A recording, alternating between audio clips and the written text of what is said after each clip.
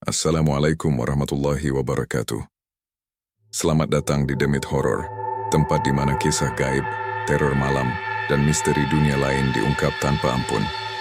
Di sini kamu akan mendengar cerita-cerita yang tak hanya bikin merinding, tapi juga bisa menghantui tidurmu. Suara bergema pelan, efek suara langkah kaki atau pintu berderit. Matikan lampu, pasang headsetmu, dan bersiaplah, karena kamu sedang memasuki dunia Demit Horror. Nada berubah sedikit lebih santai tapi tetap misterius. Jangan lupa untuk like, komen, dan subscribe agar kamu nggak ketinggalan kisah-kisah horor terbaru dari kami. Dan ingat, di balik setiap cerita selalu ada sesuatu yang mengintai. Pagi itu, kampung di pinggiran Jawa Timur masih diselimuti embun. Matahari baru naik sedikit, memberi cahaya kuning lembut yang memantul pada atap rumah penduduk. Di ujung jalan kecil, berdirilah sebuah warung sederhana dengan papan kayu bertuliskan Warung Nasi Tumpeng. Warung itu tidak besar, tetapi dulu terkenal enak, selalu ramai dan menjadi kebanggaan keluarga. Pak Ahmad, lelaki berusia sekitar 50 tahun, tampak sibuk memotong daun pisang sambil menghela napas panjang. Mata istrinya, Ibu Tuti, sesekali melirik suaminya dengan cemas. Di meja dapur, 4 anak mereka, Siti, Rani, Diki, dan si bungsu Adi, berkumpul sambil membantu sekadarnya, walau terlihat jelas suasana murung menyelimuti mereka sejak beberapa bulan terakhir. Warung itu sepi. Sudah hampir setengah tahun, pelanggan makin sedikit. Tidak ada lagi antrian seperti dulu. Tak ada lagi suara ramai dari pelanggan yang tertawa atau memuji masakan mereka. Kini, yang terdengar hanyalah suara kendaraan lewat dan angin yang menggesek tirai bambu di pintu warung. "Mas, apa kita harus ganti menu?" tanya Ibu Tuti lirih, mencoba mencairkan suasana. Pak Ahmad hanya menggeleng pelan. "Nasi tumpeng ini warisan Bapak. Kita harus tetap jual ini. Hanya entah kenapa orang-orang jarang datang." Anak-anak mereka hanya saling memandang, tidak tahu harus berkata apa. Mereka tahu ayah mereka sangat bangga pada warung ini. Mereka tahu betapa kerasnya Pak Ahmad bekerja. Namun mereka juga tahu betapa bingungnya keluarga menghadapi turunnya rezeki yang tidak masuk akal ini. Sejak pagi itu, ada sesuatu yang terasa berbeda, seperti ada hawa dingin yang menyelimuti warung. Entah dari mana datangnya. Siangnya, Pak Ahmad duduk sendirian di kursi depan warung, memandangi jalanan yang kosong. Tiba-tiba, suara tawa dan obrolan ramai terdengar dari seberang jalan. Pak Ahmad menoleh, dan terlihatlah warung kecil baru yang semakin ramai. Warung itu milik Pak Ajis. Warung baru itu tidak besar, tetapi selalu saja penuh. Aroma masakannya tercium sampai jauh. Pelanggan datang silih berganti, bahkan kadang sampai antre di luar. Pemandangan itu membuat dada Pak Ahmad seperti diremas kuat-kuat. "Dulu begitu warung kita," gumamnya lirih dengan suara yang hampir pecah. Tak lama kemudian muncul seorang pelanggan lama, Bu Murni, berjalan menuju warung Pak Ajis. Pak Ahmad spontan berdiri dan melambai pelan. "Bu Murni, mampir sini Bu," panggilnya. Namun, Bu Murni hanya tersenyum kaku dan berkata, "Maaf ya Pak Ahmad, anak-anak lagi suka masakan Pak Ajis, katanya bumbunya lebih seger." Ucapan itu membuat hati Pak Ahmad serasa runtuh. Ia memandangi warungnya sendiri, yang tadinya penuh kebanggaan, kini seperti bangunan kosong yang kehilangan ruh. Malamnya, setelah semuanya tidur, Pak Ahmad duduk sendirian di dapur.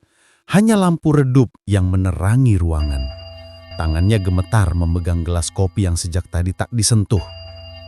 Di luar, suara binatang malam terdengar samar. Angin dingin masuk dari celah jendela, tapi entah kenapa terasa lebih menusuk dari biasanya. Hatinya gelisah, penuh rasa iri, marah, dan putus asa yang bercampur menjadi satu. Tiba-tiba, dari sudut ruangan, terdengar suara lirih seperti bisikan. "Kenapa kau hanya diam, Ahmad?" Pak Ahmad terkejut. Ia menoleh ke arah sudut dapur itu, namun kosong. Tak ada siapapun. Ia mengusap wajahnya keras-keras, mencoba menenangkan diri. Mungkin aku kecapean. Namun, suara itu muncul lagi, lebih jelas, lebih dekat. Rejeki bisa diambil kembali, asal kau berani membayar. Pak Ahmad sontak berdiri, kursinya hampir jatuh. Ia menatap ke ruangan gelap itu, dan untuk sepersekian detik, seolah-olah ia melihat bayangan hitam yang bergerak cepat menghilang di balik pintu dapur yang terbuka sedikit. Hatinya berdegup kencang, ia menggigil tanpa tahu sebabnya. Keesokan paginya, Ibu Tuti terkejut melihat Pak Ahmad sudah duduk di beranda sebelum subuh. Matanya merah, wajahnya pucat, dan ia terlihat seperti tidak tidur sepanjang malam. "Kamu kenapa? Sakit?" tanya Ibu Tuti khawatir. Pak Ahmad hanya menggeleng, namun tatapannya kosong dan jauh. Saat matahari mulai muncul, suara ramai dari warung Pak Ajis kembali terdengar. Tawa, obrolan, suara piring beradu, semua membuat kepala Pak Ahmad berdengung. Rasa iri itu tumbuh semakin besar, lebih gelap, lebih panas, seperti ada yang mengipasinya dari dalam dada. Dan sejak pagi itu, tanpa sadar, langkah Pak Ahmad menuju jalan gelap sudah mulai terbentuk. Ia hanya belum tahu bahwa langkah itu akan membawa seluruh keluarganya ke dalam kengerian yang tidak mereka bisa lari darinya. Pagi itu, suasana warung Pak Ahmad semakin berbeda. Udara terasa berat, seolah ada yang menggantung di atas kepala mereka. Ibu Tuti sedang menyiapkan bumbu tumpeng. Namun, tangannya beberapa kali berhenti karena ia sering melirik Pak Ahmad yang tampak murung. Matanya kosong memandangi pintu warung yang terbuka. Anak-anak mereka duduk di pojok dapur. Siti dan Rani yang biasanya riang, kini diam saja. Sementara Diki dan Adi sibuk menggambar di atas lantai, namun sesekali melihat ayah mereka dengan khawatir. "Mas, kamu mimpi buruk semalam. Kok kelihatannya pucat banget?" tanya Ibu Tuti pelan, mencoba membuka percakapan. Pak Ahmad tidak langsung menjawab. Ia hanya mengusap wajahnya dan menghela napas panjang yang terdengar berat. "Nggak apa-apa, cuma nggak bisa tidur," jawabnya singkat. Namun Ibu Tuti tahu, ada yang tidak beres. Pak Ahmad bukan orang yang mudah gelisah. Ia jarang sekali menunjukkan wajah setakut tadi malam. Namun, ia tidak memaksa, hanya mengusap lengan suaminya dengan lembut. Saat itu, suara ramai tiba-tiba terdengar dari luar. Tawa, suara sendok dan piring berdenting, riuh yang tidak asing lagi. Warung Pak Ajis. Pak Ahmad langsung bangkit dari duduknya dan berjalan ke pintu warung. Ia berdiri di sana, memperhatikan keramaian di seberang jalan. Puluhan pelanggan keluar masuk. Ada yang membawa anak, ada yang membawa pesanan dalam jumlah banyak. Bahkan terdengar obrolan. "Masakan Pak Ajis itu memang beda ya, bumbunya kuat." "Iya, dan murah pula." Setiap kalimat itu seperti pisau yang menusuk hati Pak Ahmad. Matanya menyipit, wajahnya menegang. Ada perasaan panas membara dalam dadanya. "Dulu warung kita yang seramai itu," gumamnya lirih. Suaranya bergetar antara sedih dan marah. Ibu Tuti yang melihat suaminya dari dapur ikut merasa sedih. Ia mendekat dan menepuk bahu Pak Ahmad. "Mas, sabar. Rezeki itu sudah diatur. Mungkin kita cuma lagi dicoba." Pak Ahmad menoleh dengan tatapan tajam, seolah tidak menerima kata-kata itu. "Dicoba bagaimana? Kita kerja keras, Ti. Kita bangun sebelum subuh, tidur tengah malam. Tapi lihat, makin lama makin sepi." Ia memukul kusen pintu dengan keras hingga anak-anak terlonjak kaget. Ibu Tuti terdiam. Ia tahu kali ini suaminya sedang tidak bisa menahan emosi. Siangnya warung tetap sepi seperti kuburan. Bahkan ayam-ayam kampung pun jarang lewat. Makanan yang dimasak Ibu Tuti banyak yang tidak laku. Nasi mengering, lauk menjadi keras, dan sayur menjadi dingin.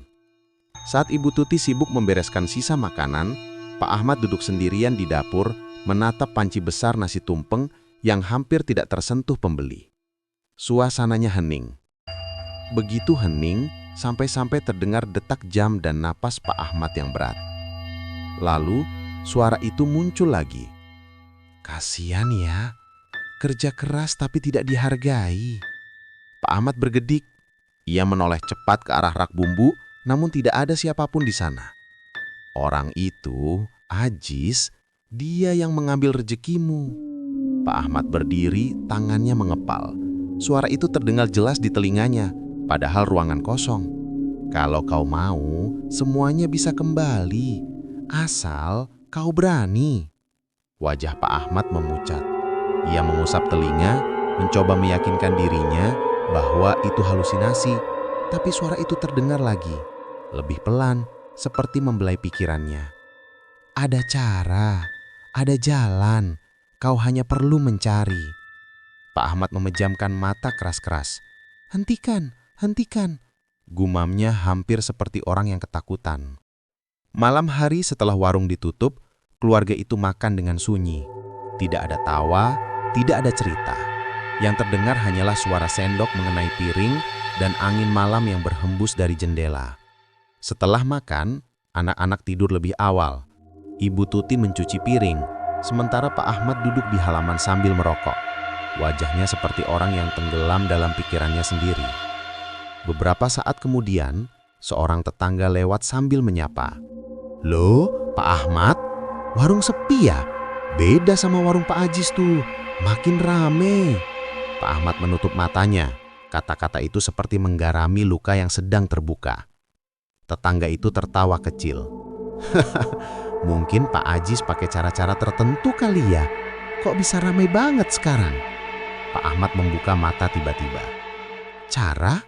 Cara tertentu? Tetangga itu mengangkat bahu. Namanya juga orang bisnis. Dunia sekarang keras. Siapa cepat, dia dapat. Ucapan sederhana itu menyulut api baru dalam hati Pak Ahmad. Ketika tetangganya pergi, Pak Ahmad menghisap rokok terakhirnya, lalu membuangnya sambil menatap langit malam yang gelap. Kalau dia bisa, kenapa aku tidak? Pada saat itu, suara lirih yang tadi ia dengar kembali membisik. Cari! Orang itu! Sebuah bayangan bergerak cepat di sudut halaman, membuat Pak Ahmad terlonjak. Ia tidak berani mendekat, tapi ia melihat sekilas sesuatu. Sepasang mata merah yang menatapnya dari dalam gelap, lalu menghilang secepat kilat. Pak Ahmad terduduk, tubuhnya gemetar. Rasa iri berubah menjadi dengki. Dengki berubah menjadi dendam. Dan dendam itu kini mulai menuntun langkahnya ke jalan yang gelap. Jalan yang sebentar lagi akan membawanya pada keputusan paling kelam dalam hidupnya. Malam itu turun dengan cepat, menutup langit dengan awan gelap yang seperti bergerak perlahan mengawasi bumi. Angin berhembus dingin, membawa aroma tanah basah dari hutan yang tidak jauh dari kampung. Di tengah kesunyian itu, Pak Ahmad berjalan sendirian, menembus gelap hanya dengan lampu santer kecil yang sinarnya redup. Langkahnya berat, tetapi hatinya lebih berat lagi. Bisikan yang muncul sejak beberapa hari lalu, bisikan dari sesuatu yang tidak terlihat, terus menggema di kepalanya. Kalau kau mau kemenangan, pergilah ke hutan sebelah barat. Cari rumah dengan atap rumbia, disitulah orang yang bisa membantumu.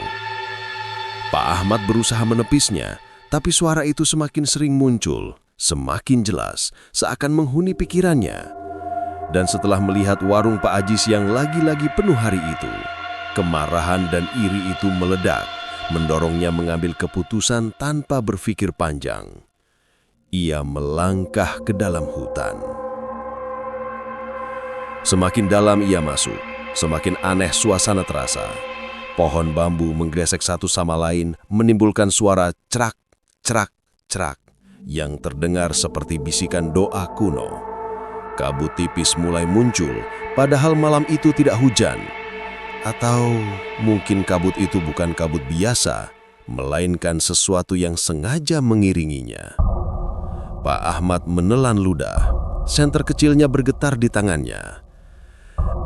Aku cuma ingin warungku kembali ramai. Tidak ada yang salah kan? Gumamnya, seolah mencoba menenangkan dirinya sendiri. Namun hutan itu seperti tidak suka dengan kehadirannya. Beberapa kali ia mendengar suara daun diinjak, padahal tidak ada siapapun. Kadang terdengar suara geraman berat dari balik pepohonan, dan lebih menyeramkan, di kejauhan ia melihat sosok hitam tinggi berdiri di antara pohon, memandangnya tanpa bergerak.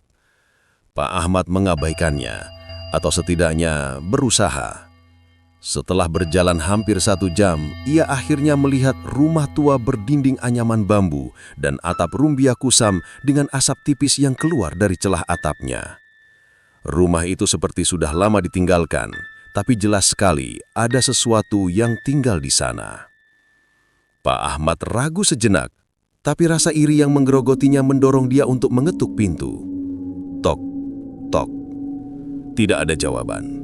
Ia mengetuk lagi, lebih keras. "Permisi, saya Ahmad. Saya butuh bantuan." Tiba-tiba pintu itu terbuka sedikit sendiri tanpa disentuh, menimbulkan suara berderit panjang yang membuat bulu kuduk Pak Ahmad merinding hebat. Di dalam ruangan itu gelap, sangat gelap, sampai senter Pak Ahmad tidak mampu menembusnya. Hanya terlihat sedikit asap putih yang melayang perlahan dari tengah ruangan. Lalu terdengar suara serak. "Kau datang, akhirnya." Pak Ahmad langsung mundur setengah langkah. Dari dalam kegelapan muncul sosok lelaki tua dengan rambut putih acak-acakan dan mata yang seakan menyala samar seperti bara abu yang hampir padam. Tubuhnya kurus, namun auranya kuat dan menakutkan. Ia adalah dukun sakti yang terkenal hanya lewat bisik-bisik warga. Dukun yang jarang ditemui dan hanya muncul pada orang tertentu yang dicari alam. "Ah, Anda Mbah Jarwi?" tanya Pak Ahmad gugup. Lelaki tua itu tersenyum tipis. Senyumnya aneh, seperti senyum seseorang yang tahu terlalu banyak. "Kau ingin menyakiti seseorang, benar?" Suaranya tenang, tetapi menembus kepala Pak Ahmad seperti angin dingin. Pak Ahmad menahan napas. Saya cuma ingin rezeki saya kembali ramai. Warung saya sepi. Sementara dia makin laris." Mbah Jarwi melangkah ke arah sudut ruangan, mengambil sesuatu dari sebuah meja besar yang dipenuhi sesajen. Orang itu bernama Ajis, bukan? Pak Ahmad terkejut sampai berkeringat dingin. "Anda tahu?" Dukun itu hanya tertawa kecil. Suara tawanya seperti tulang yang saling beradu. "Aku tahu lebih banyak dari yang kau pikirkan." Ia mengeluarkan sewadah tanah kuburan, seikat rambut hitam, dan seekor ayam hitam yang masih hidup, namun mata dan paruhnya sudah dipenuhi jelaga hitam. "Jika kau ingin dia jatuh, jika kau ingin warungmu kembali diserbu pelanggan, kau harus menyetujui ritual ini." Pak Ahmad menatap ayam itu, bulu kuduknya merinding. Apa ini tidak berbahaya?" Dukun itu mendekat hingga wajahnya hanya beberapa sentimeter dari Pak Ahmad. Matanya yang kecil memancarkan cahaya aneh. "Tidak ada keberuntungan tanpa pengorbanan." Perkataan itu membuat seluruh tubuh Pak Ahmad kaku. Tetapi bayangan warung Pak Ajis yang penuh dan warungnya sendiri yang kosong muncul di kepalanya berulang-ulang. Akhirnya, ia mengangguk. "Baik, saya setuju." Mbah Jarwi tersenyum lebar, lebih lebar dari senyum manusia normal. "Bagus, maka kita mulai." Ritual itu berlangsung di halaman belakang rumah dukun, di bawah bulan yang tertutup awan. Pak Ahmad duduk di tanah. Lingkaran kemenyan mengepung dia. Mbah Jarwi menyalakan lilin merah dan menggores lantai tanah dengan pisau panjang yang terlihat berlumut darah lama. Ia mulai melantunkan mantra tidak dikenal. "Rawana, Selawe, Gantarayana." Angin tiba-tiba berhembus kencang padahal mereka berada di dalam hutan. Daun-daun berputar di sekitar mereka.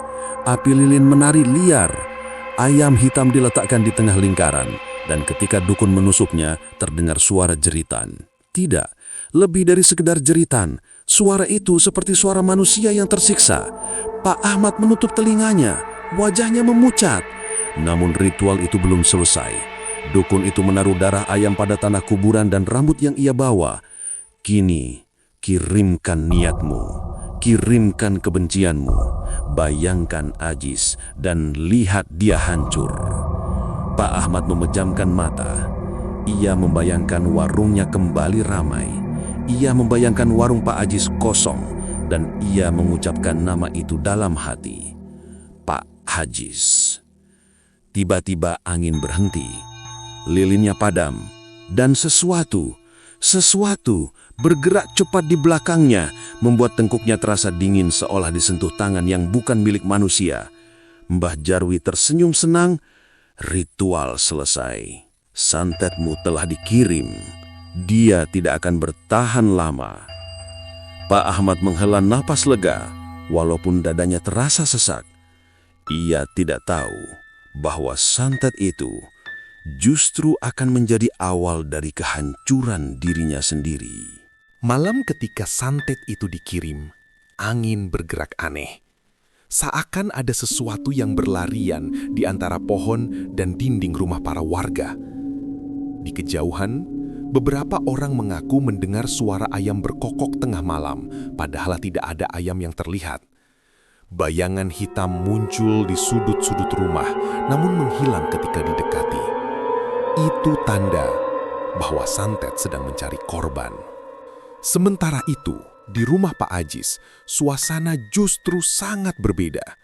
Rumah sederhana itu hangat oleh cahaya lampu minyak dan terdengar suara lembut lantunan ayat suci dari dapur. Pak Ajis duduk di ruang tamu, memejamkan mata, merasakan udara malam dengan tenang.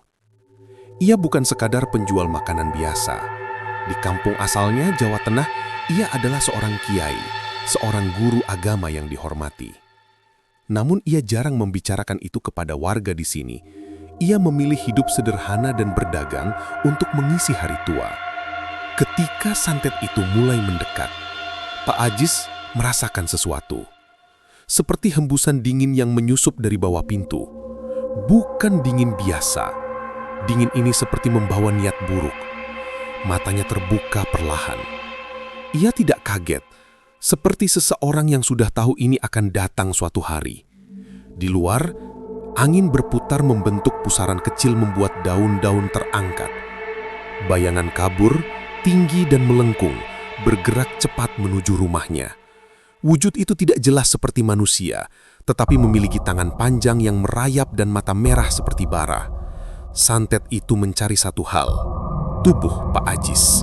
Makhluk itu merayap masuk melalui celah pintu menjadi asap hitam pekat.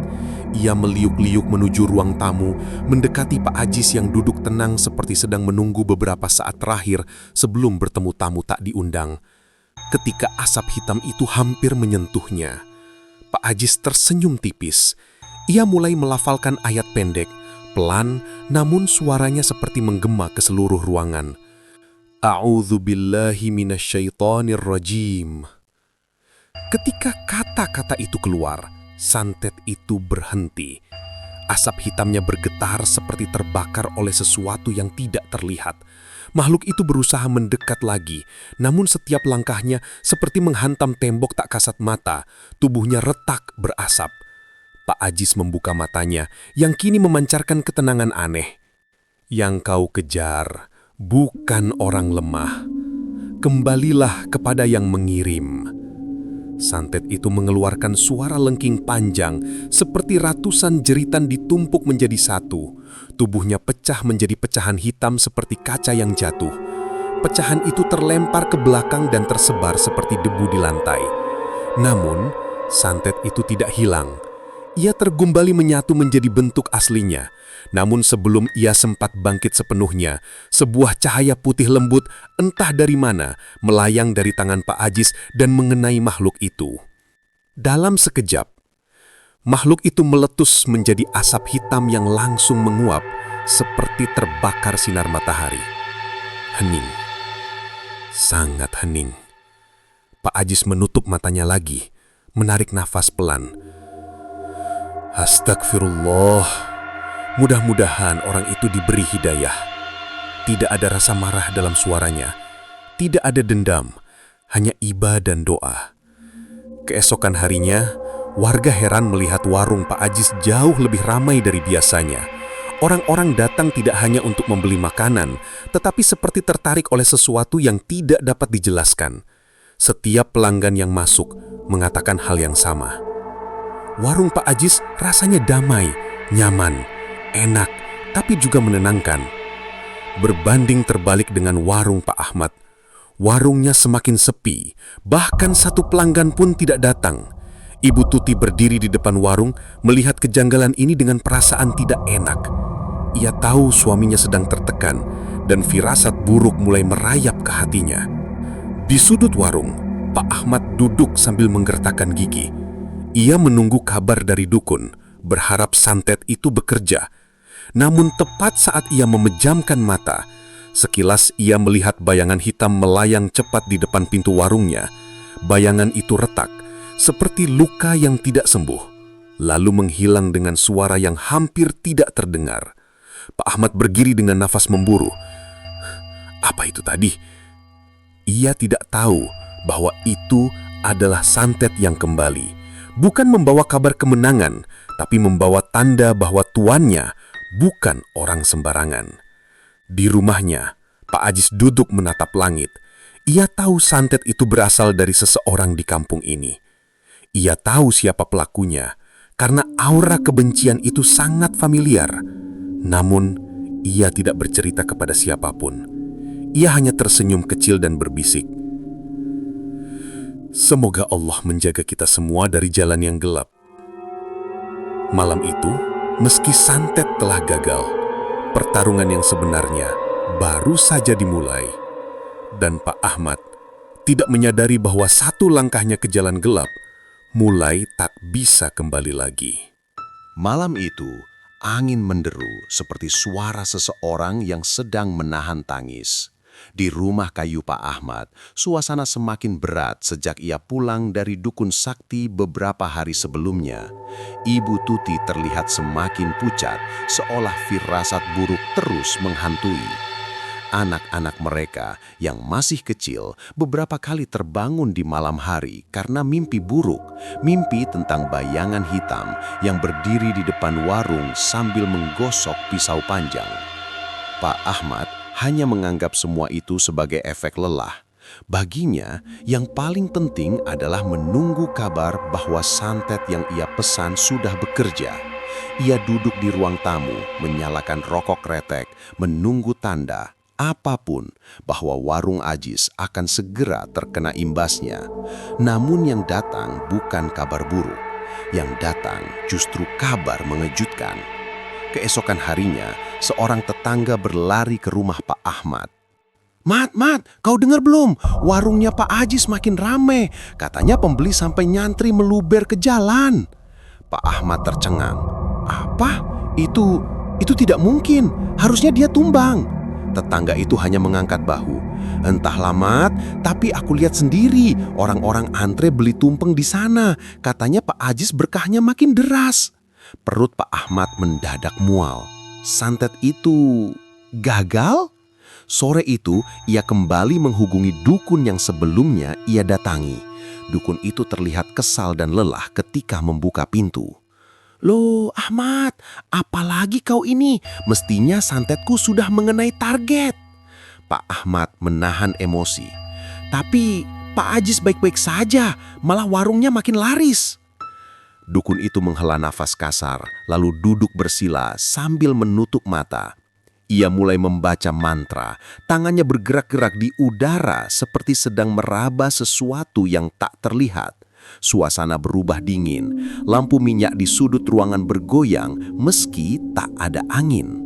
Setelah beberapa menit, dukun itu membuka mata dengan wajah tegang. "Bajingan," gumamnya. "Ada apa Pak?" tanya Pak Ahmad gugup. "Lelakimu itu, orang yang kau tuju, dilindungi sesuatu yang sangat kuat. Bukan jimat, bukan sesajen, dia dilindungi cahaya." Pak Ahmad mengerutkan dahi. "Cahaya?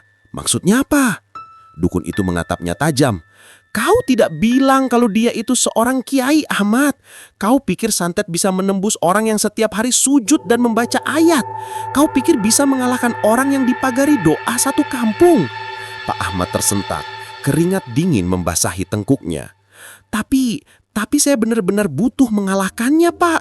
Kalau tidak, keluargaku." Dukun itu menghentikan ucapan Pak Ahmad dengan melambaikan tangan. Sudah, santetku tak bisa menembus dirinya. Malah jika aku paksa, santet itu bisa kembali ke pihakmu. Kau tahu akibatnya kan? Pak Ahmad langsung merinding. Ia pernah mendengar cerita tentang santet yang berbalik arah, menyerang orang yang memesannya, menghancurkan rumah, merusak rejeki, bahkan merenggut nyawa anak-anaknya. Tapi kenapa malah warungnya tampak ramai?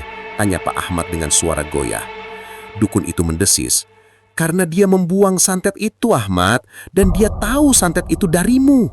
Pak Ahmad menahan napas. Dia tahu. Dukun itu mengangguk pelan, dan dia hanya tersenyum.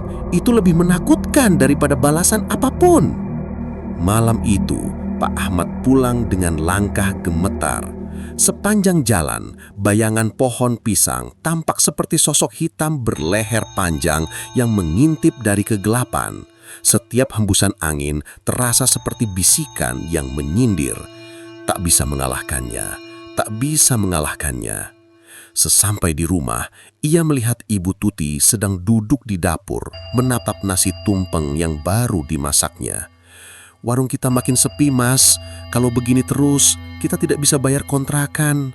Pak Ahmad memejamkan mata, menahan sesak. Ia tidak bisa diam saja. Ia tidak bisa menerima kekalahan ini. Di balik kepalanya, sebuah pikiran yang lebih gelap mulai tumbuh. Pikiran itu berasal dari tempat yang sangat dalam, tempat yang tidak pernah ia tentu sebelumnya. Pikiran itu berbisik, mungkin santet bukan jawabannya. Ada cara lain untuk kaya, Mat. Cara yang lebih cepat, lebih kuat, lebih pasti. Cara itu adalah pesugihan. Ketika pikiran itu muncul, rumah Pak Ahmad tiba-tiba bergetar pelan. Lampu dapurnya mati seketika.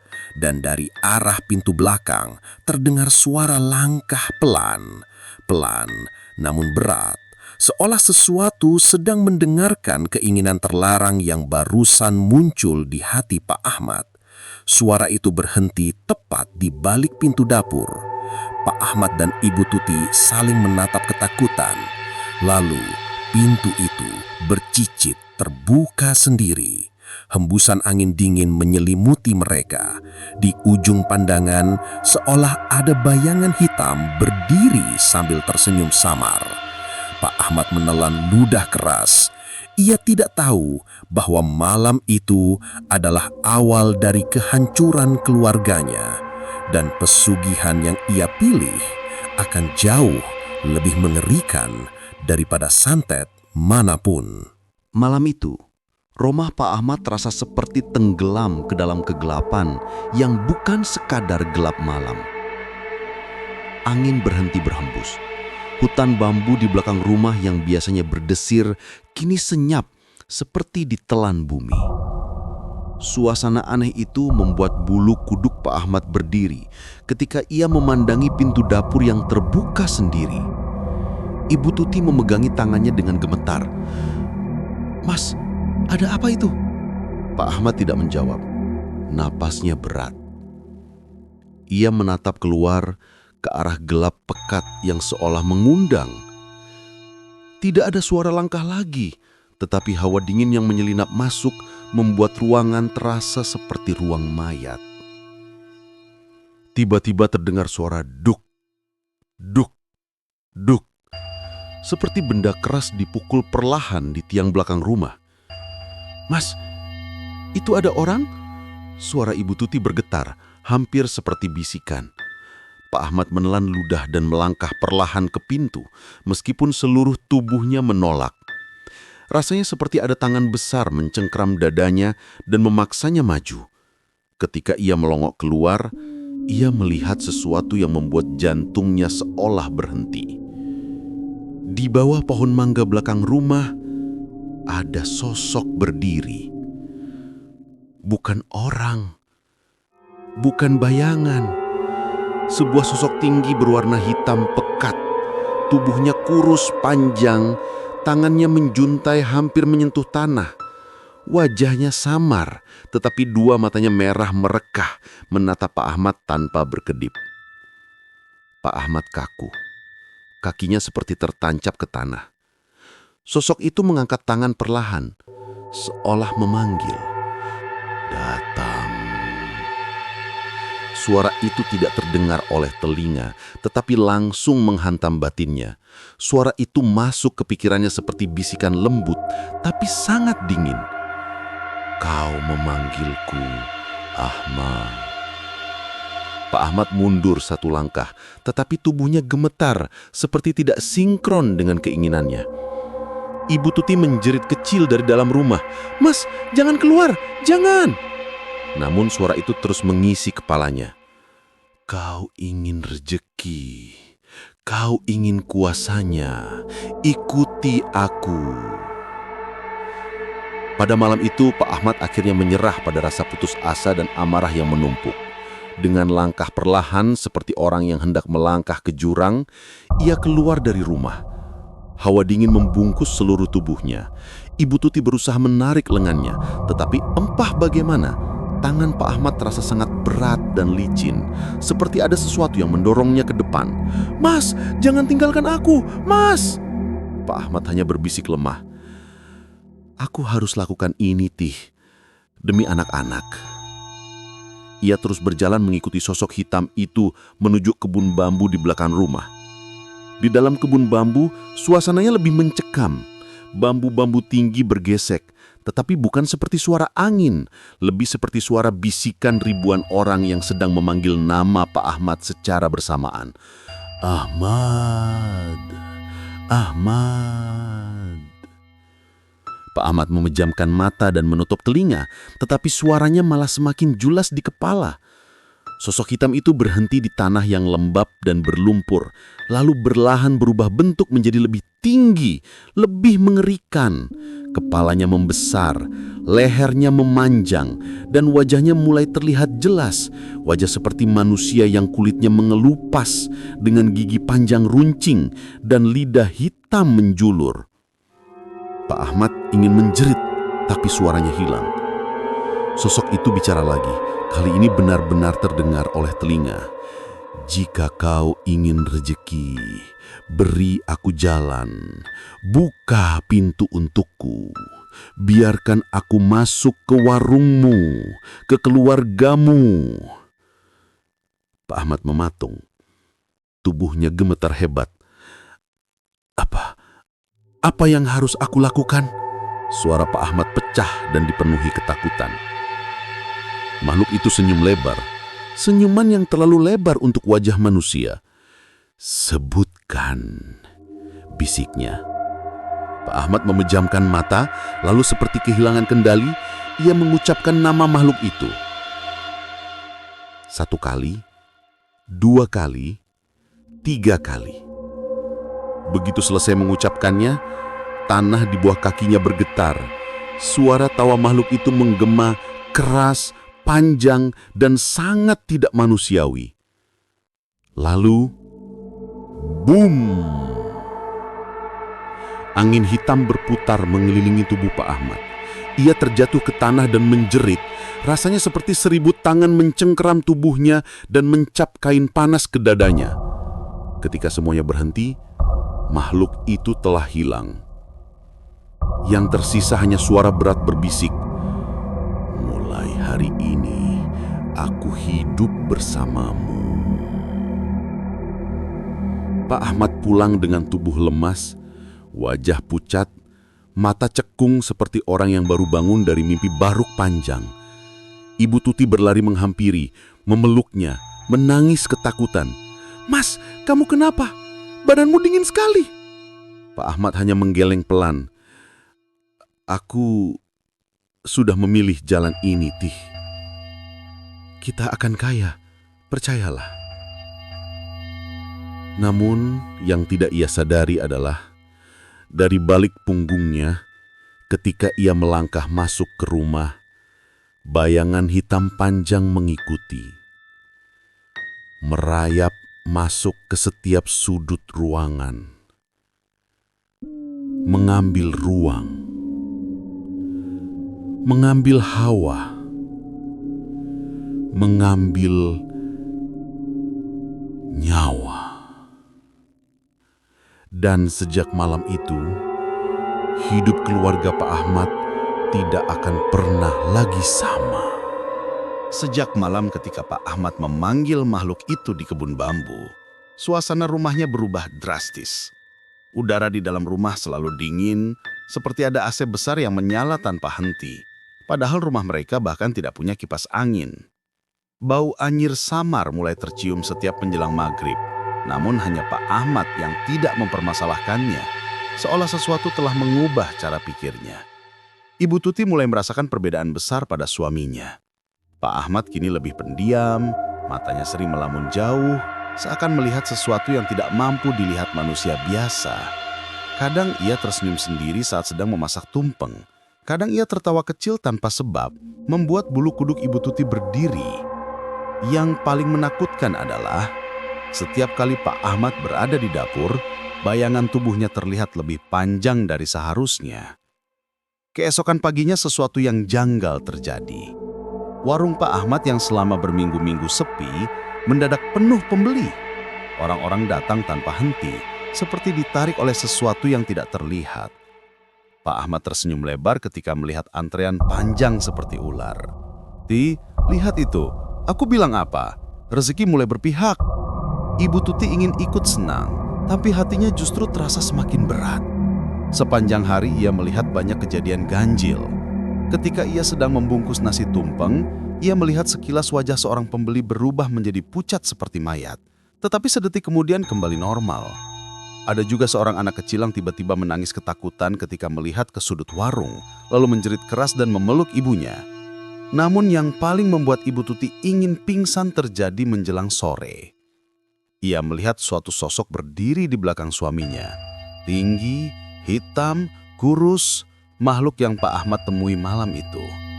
Makhluk itu seperti sedang mengawasi setiap piring tumpeng yang diambil pembeli. Setiap kali ada orang yang memakan tumpengnya, makhluk itu menjulurkan lidah panjangnya ke arah mereka, seolah mencicipi rasa ketamakannya sendiri. Ibu Tuti terpaku. Ia ingin menjerit, tapi mulutnya seolah terkunci oleh rasa takut. Makhluk itu memalingkan wajahnya perlahan, menatap langsung ke mata Ibu Tuti dengan senyum lebar yang robek. Malam hari, setelah warung tutup, suara langkah kaki berat terdengar di dalam rumah mereka. Tuk, tuk, tuk.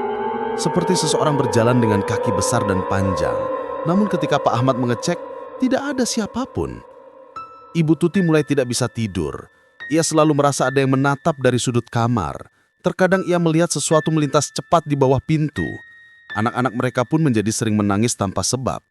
Suatu malam, anak bungsu mereka, Rina, berlari keluar dari kamar sambil menangis histeris. "Mami, di kamarku ada orang hitam tinggi. Dia lihat aku dari atas lemari." Ibu Tuti langsung memeluk anaknya, menggigil ketakutan. Namun Pak Ahmad justru berkata dengan datar, "Sudahlah Ti, itu cuma bayangan, jangan bikin anak takut." Mendengar itu, Ibu Tuti menatap suaminya dengan ngeri. Nadanya, cara bicaranya, sangat berbeda. Wajah suaminya kini tampak semakin tirus, kulitnya semakin pucat, dan mata Pak Ahmad seperti memiliki lingkar hitam yang dalam, terlalu dalam, seperti mata seseorang yang tidak lagi sepenuhnya manusia. Suatu sore, Pak Ajis lewat di depan warung. Ia berhenti sebentar, lalu melihat ke arah dalam dengan wajah serius namun tenang. Calon pembeli tiba-tiba merasa tidak nyaman dan beringsut pergi, membuat warung mendadak kosong. Pak Ahmad keluar, kesal. "Ada apa kau lihat-lihat warungku begitu, Jis?" Pak Ajis tersenyum tipis, namun mata tuanya yang teduh memandang tepat ke arah sudut warung. Tempat makhluk itu berdiri dengan tubuh merayap di tembok seperti cicak jaksasa. "Aku cuma kasihan," kata Pak Ajis lembut. "Kasihan?" Pak Ahmad membentak, nadanya seperti suara yang bukan sepenuhnya milik manusia. Pak Ajis mengangguk pelan. "Kau memberi makan sesuatu yang tidak seharusnya diberi makan, Mat, dan kau biarkan ia tinggal bersama keluargamu." Pak Ahmad gemetar, tangan kepalnya mengepal kuat. "Pergi dari sini, Jis. Ini warungku. Kau iri ya?" Pak Ajis hanya menarik nafas panjang. "Iri, Mat. Aku cuma tidak ingin keluargamu habis dimakan oleh makhluk itu." Wajah Pak Ahmad berubah marah, tapi di balik kemarahannya ada ketakutan yang ia sembunyikan rapat-rapat. "Sudahlah, aku cuma berpesan." Tetapi sebelum menghilang di tikungan, ia berbalik sebentar dan berkata, "Jangan sampai ia menagih pembayaran, Mat. Jangan sampai." Saat itu juga, warung menjadi lebih gelap beberapa detik. Makhluk hitam yang merayap di sudut warung tertawa kecil, suaranya seperti kuku yang menggaruk besi. Malamnya, Pak Ahmad terjentak dari tidur ketika mendengar suara keras di dapur. Bruk! Ia berlari ke dapur dan menemukan sebuah panci besar jatuh sendiri. Tidak ada angin, tidak ada titus, tidak ada siapapun. Tetapi di dinding dapur, terdapat cakaran panjang, dan setiap cakarannya masih basah seperti habis dikoyak. Pak Ahmad mulai panik. Ini kenapa makin parah? Lalu dari sudut dapur, suara itu muncul. Suara berat, dalam, menggema. Pak Ahmad, tunggu waktunya. Pembayaran sudah dekat. Pak Ahmad terjatuh, tubuhnya gemetar hebat. Ia tidak sadar bahwa saat itu, di belakangnya, ada mata merah besar yang menyala melalui bayangannya di lantai. Dan itulah malam pertama ia sadar bahwa pesugihan tidak memberi rezeki tanpa menagih harga. Harga yang harus dibayar adalah nyawa. Sejak hari pertama, makhluk itu menampakkan kekuatannya. Kehidupan keluarga Pak Ahmad terus memburuk. Warung memang ramai, tetapi setiap malam, rumah mereka menjadi tempat di mana kengerian tidak pernah berhenti. Suara langkah berat, bisikan di dinding, dan bayangan yang bergerak sendiri semakin sering terjadi. Namun, malam ini, keanehan itu mencapai titik yang lebih gelap. Sudah hampir tengah malam ketika suara gedoran keras menggema dari pintu depan. Duar, duar. Ibu Tuti hampir melompat dari tempat tidurnya. Astagfirullah, itu siapa malam-malam begini? Pak Ahmad bangkit, wajahnya pucat dan mata merah seperti tidak tidur berhari-hari. Tunggu di sini, katanya lirih. Ia berjalan menuju pintu sambil menggenggam pisau dapur yang ia ambil tanpa sadar. Detik-detik itu terasa menegangkan, seakan rumah itu menahan napas bersama mereka. Saat pintu dibuka, tidak ada siapa-siapa. Namun lantai teras dipenuhi jejak kaki kecil, seperti kaki anak kecil, tapi jumlahnya banyak sekali, mengarah ke dalam rumah. "Mas, ini apa?" Suara Ibu Tuti serak. Pak Ahmad menutup pintu menahan napas. Itu cuma mainan anak-anak kampung, jawabnya meski jelas ia tidak percaya pada kata-katanya sendiri. Pada saat itu, lampu ruang tamu padam. Cetak, gelap seketika. Dan dalam gelap itu, sesuatu bergerak cepat, berlari, naik ke dinding, lalu turun lagi. Suara geraknya seperti kuku panjang yang menggesek langit-langit. Hehehehehe. Tawa itu muncul, seperti suara anak kecil bercampur bisikan iblis. Ibu Tuti memeluk anak-anaknya erat. Mereka menggigil. Pak Ahmad menahan napas, menatap gelap itu dengan mata membelalak. Ia tahu, ia sadar, makhluk itu semakin kuat, dan ia mulai menginginkan bayaran. Malam itu, ketika makhluk itu berkeliaran di langit-langit, tiba-tiba terdengar ketukan halus di pintu belakang. Tok, tok, tok. Ketukan itu berbeda, tenang, dalam, penuh wibawa. Makhluk yang sedang merayap itu tiba-tiba berhenti. Suasana menjadi sangat sunyi, seperti dunia di sekitar mereka ikut menahan diri. "Mas, jangan buka, bisik Ibu Tuti. Namun langkah Pak Ahmad seperti ditarik sesuatu. Ia berjalan menuju pintu belakang, tubuhnya bergetar. Ketika ia membuka pintu, di sana berdiri seorang kakek tua berjubah lusuh, rambut putih panjang dan tatapan matanya tajam seperti mata burung hantu. Mbah Durno. Orang yang disegani di dunia ilmu hitam. Orang yang tidak pernah muncul kecuali bila ia melihat sesuatu yang harus dihentikan. "Kue iki wes keliwatan, Mat." Artinya, sudah kelewatan kamu, Mat. Suara Mbah Durno pelan, namun setiap katanya seperti menyentuh tulang. Pak Ahmad mematung. "Mbah, sampean kenapa datang ke sini?" Mbah Durno tidak menjawab. Ia melangkah masuk menatap ke sudut langit-langit. Sosok itu, makhluk hitam tinggi kurus, kini merayap di pojokan.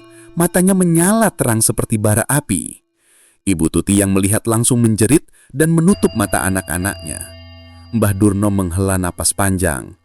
Oh, rupanya si Kising Manggon kene. Artinya, oh jadi ini yang tinggal di sini.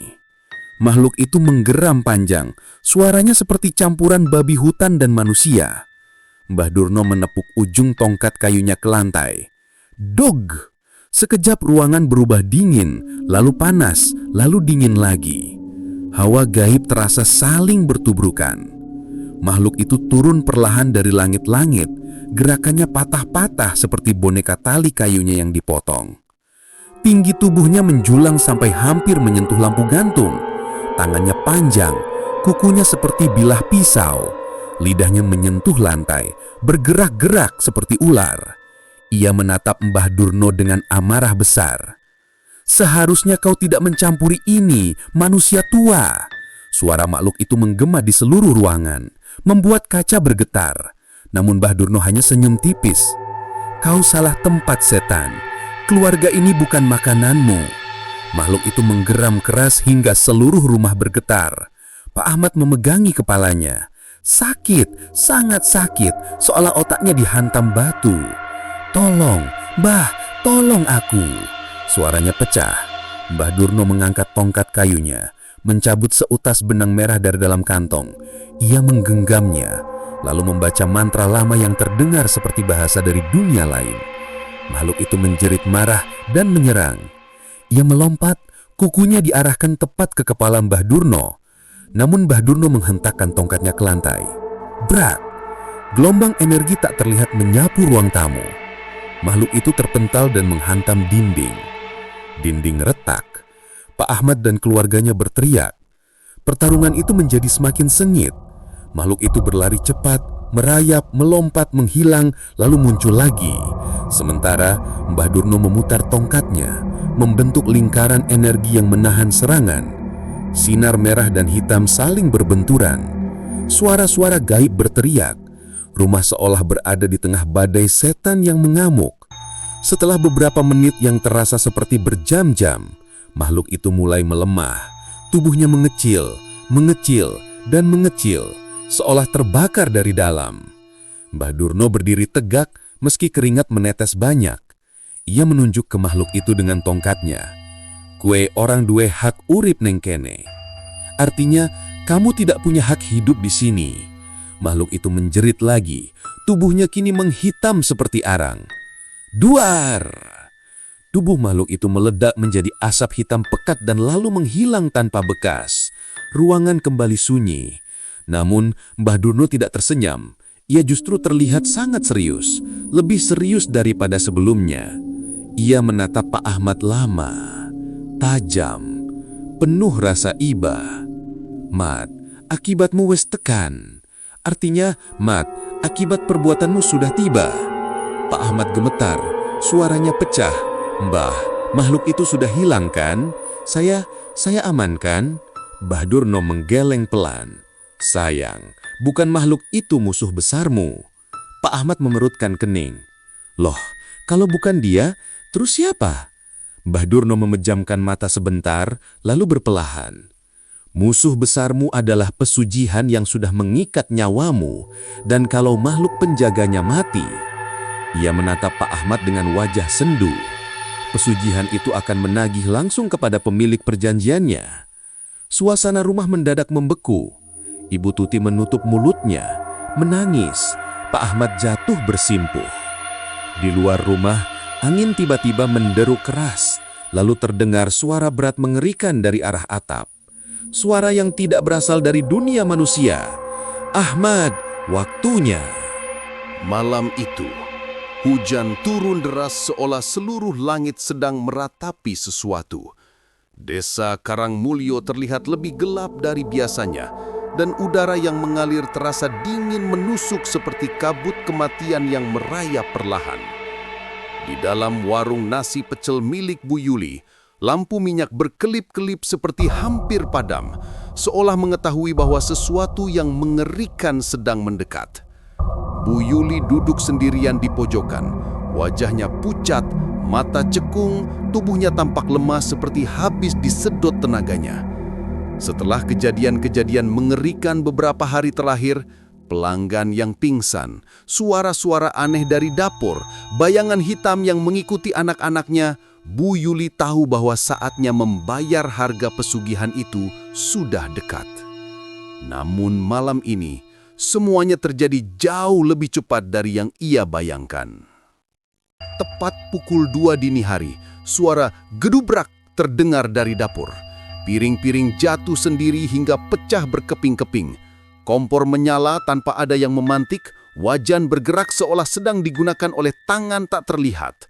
Lalu terdengar suara berat, serak seperti berasal dari perut bumi. "Yuli, waktunya." Bu Yuli gemetar keras. Suara itu adalah suara yang sama ketika pertama kali ia melakukan pesugihan di tengah hutan Banyuwangi. Suara jin yang memberinya kekayaan, rezeki melimpah, dan pelanggan tak pernah sepi. Namun, ada janji yang kini tiba untuk ditagih, korban. Bu Yuli berlari ke kamar anak-anaknya, Rani dan Dimas. Kedua anak itu bersembunyi di balik selimut, wajah penuh ketakutan. Mereka juga mendengar suara itu. Rani menangis terseduh memeluk adiknya erat-erat.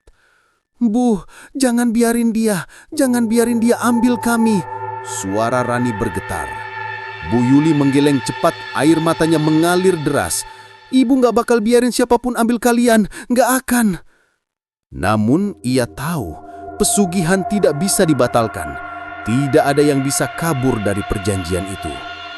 Tiba-tiba, seluruh lampu padam, gelap total. Angin dingin masuk dari celah-celah jendela dan pintu, berputar di dalam rumah seperti badai kecil. Suara langkah kaki berat menggema dari ruang tamu, lantai bergetar pelan. Lalu, terlihat bayangan raksasa dengan tubuh kurus tinggi, tangan panjang menjuntai hingga menyentuh lantai. Wajahnya tidak berbentuk, hanya hitam pekat. Hanya mata merah menyala yang terlihat. Makhluk itu merayap masuk sambil membungkuk, mencari sesuatu. Mencari korban. Bu Yuli mengambil anak-anaknya dan mundur ke sudut kamar. "Ambil aku saja, jangan sentuh mereka," teriaknya. Makhluk itu berhenti, memiringkan kepalanya, lalu mengeluarkan suara yang membuat telinga berdarah. "Janjimu, satu keluarga, bukan satu orang." Bu Yuli teringat, saat itu di tengah hutan, ia begitu terobsesi ingin mengalahkan pesaingnya Bu Ika. Ia berteriak pada jin itu, "Aku rela apa saja, ambil apa saja, asal warungku yang paling laris." Ia tidak sadar bahwa kata apa saja juga termasuk orang-orang yang ia cintai. Dan kini semuanya harus dibayar. Makhluk itu mengayunkan tangannya. Lemari dan dinding terhempas seperti kertas. Rumah mulai retak. Rani menjerit ketakutan, Dimas memeluk kaki ibunya erat-erat. Bu Yuli menyeret anak-anaknya keluar rumah. Hujan mengguyur deras. Mereka berlari menuju halaman sambil terpeleset lumpur. Namun makhluk itu mengikuti, melintas cepat seperti kilatan hitam panjang di antara pepohonan. Dari kejauhan, warga desa mulai keluar rumah melihat kegaduhan itu. Tapi setiap warga yang mendekat langsung muntah darah lalu jatuh pingsan begitu aura makhluk itu menyentuhnya. Tidak ada yang bisa menolong. Bu Yuli dan anak-anak berlari menuju sawah belakang desa. Hanya itu tempat paling terbuka yang bisa memberi jarak. Namun makhluk itu tiba-tiba muncul di depan mereka seolah teleportasi. Tangannya yang panjang merentang, menutup jalan.